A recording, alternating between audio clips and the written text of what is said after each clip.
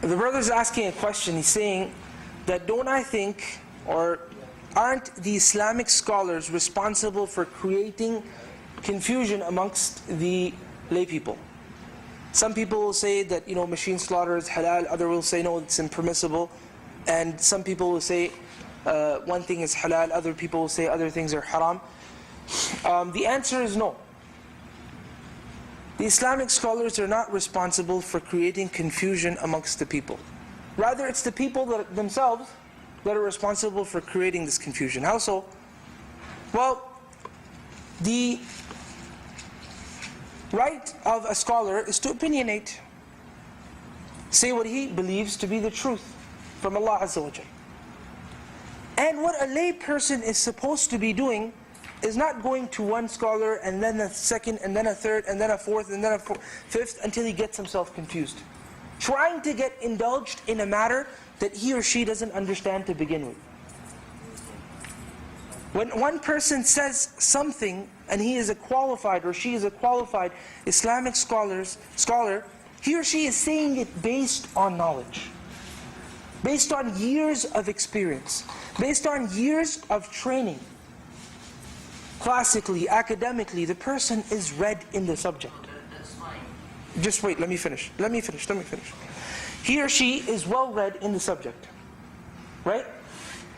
If I go to a doctor, and I go to one doctor, and by the way, I have a live example of this. Somebody had this problem. I go to one doctor, and I say to him that, I have such and such problem. And he realizes, okay, this is the problem. The treatment of such problem is through this course.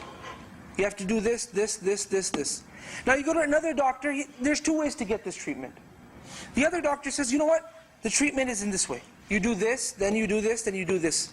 Then you come and then you mix up the two medications. Is it going to work? No. The answer is no. You will get your body into severe confusion and you can get sick. So, the wajib, the obligation of a lay person is that he or she goes to the local imam, the local person that's trusted in the community, and asks. Says, I have such and such problem, what's the answer? And that's it. No more. And that's how you keep yourself out of the confusion, because every single thing that is said based on hundreds of papers of research. Hundreds of pages of research. Centuries of study. Okay? You have a person that graduated from a certain school, he has centuries of scholarship behind him. And he's saying it based on the understanding of that scholarship. And then you have a third, he says the same thing. If you go to Germany, they have a certain methodology of medication. If you go to Russia, they have a certain methodology of medication. If you go ask a Russian doctor, and then you go to Germany, ask a German doctor, and you start taking allopathic, homeopathic, you're going to get yourself mixed up, confused.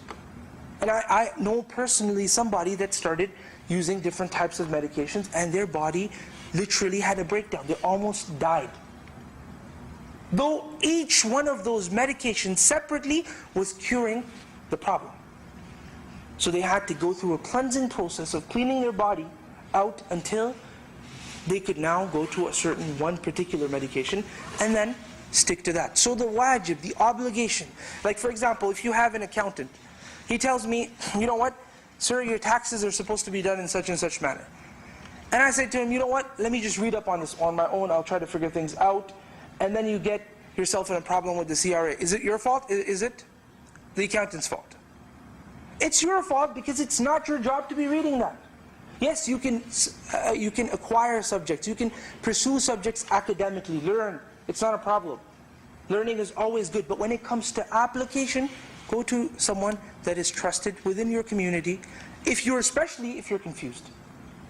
If you're not confused, you realize, okay, there's two opinions that I think, well, first of all, I always tell this to people, you don't necessarily have the right to think. Because just to be qualified to be able to think in Islamic Sharia, there's a lot of things that you have to have done before that. A lot of us that indulge ourselves in matters of Islamic Sharia, a lot of us that do that, if we were to just say, I was to just say, you know what, tell me all the Islamic sciences that exist, that are the primary Islamic sciences, and I want you to just explain to me the titles of these sciences, not the actual science. most of us won't even be able to list the Islamic sciences. Right? Similarly, if you go to a doctor that's a specialist in a certain field, he might even be talking to you, and if he talks in medical terms, you're not even going to understand what he's saying. You're not even going to understand what she's saying. Brother is saying now that it's the responsibility of the ulama to come to a common ground so that they can give one direction so that people don't get confused. Again, it's not their responsibility to do that.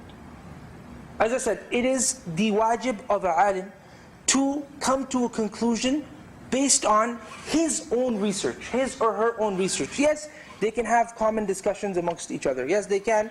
Maybe they'll come to common ground and maybe they won't. Just let me finish. Maybe they'll come to common grounds and maybe they won't. And this is not this is not a alim today in the 21st century that's not coming to common grounds. From the time of the Sahaba, there were Sahaba that differed with one another, and there were ulama.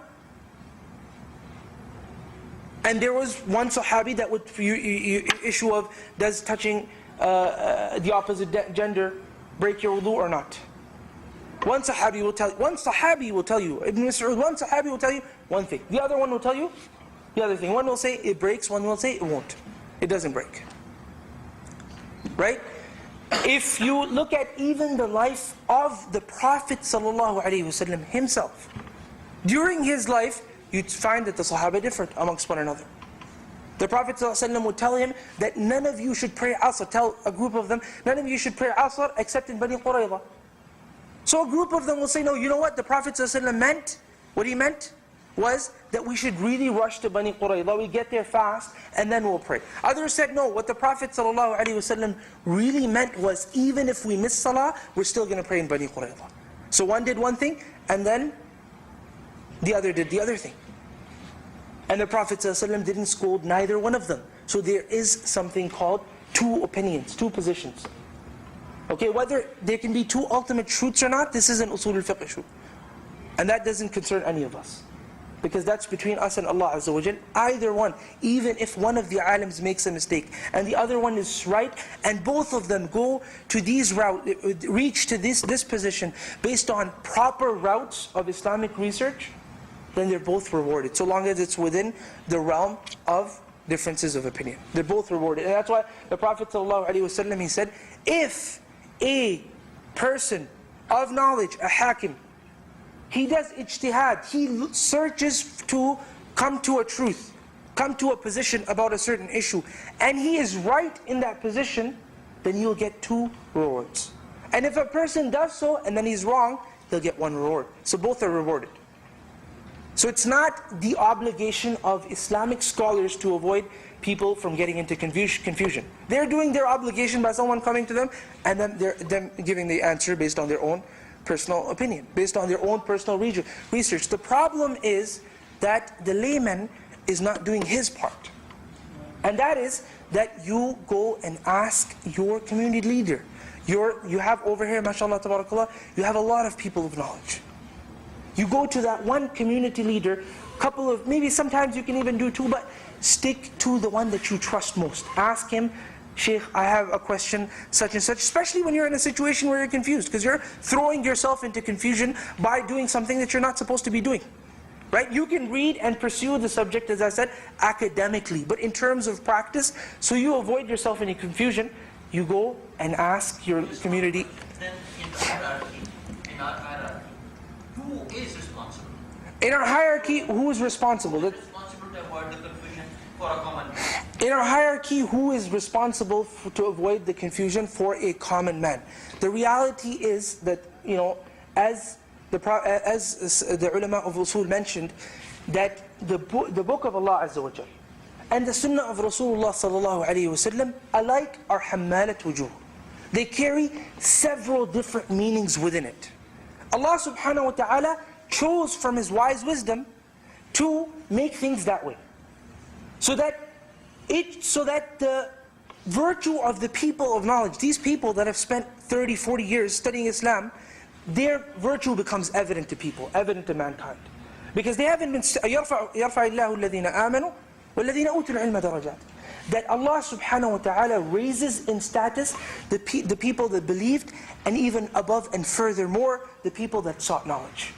So the virtue of these people becomes evident by them constantly researching and rethinking within the realms of Sunni Islam, rethinking, the nusus, and pondering and deriving and debating and all of this is reward. For them it's reward.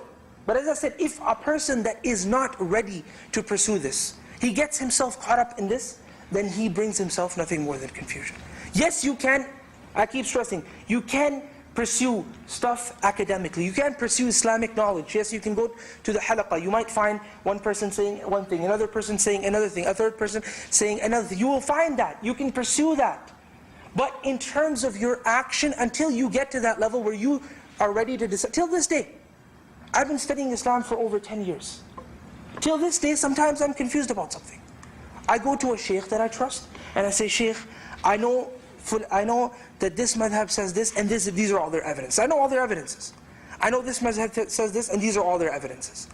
But as of yet, I just haven't been able to, I just haven't gotten the tawfiq, maybe because of my own self, to understand which one of them is divine truth. Which one of them is gospel truth. I do not understand. What should I do? He'll tell me do such and such for now. When Allah subhanahu wa ta'ala wishes for that difficulty, for that misunderstanding in my mind as a person to be alleviated, it will become evident to me. I look at subjects that I was confused about 10 years ago, 3 years ago, 4 years ago, and all of a sudden I find that I'm able to understand now. This is from Allah Azza wa Jalla.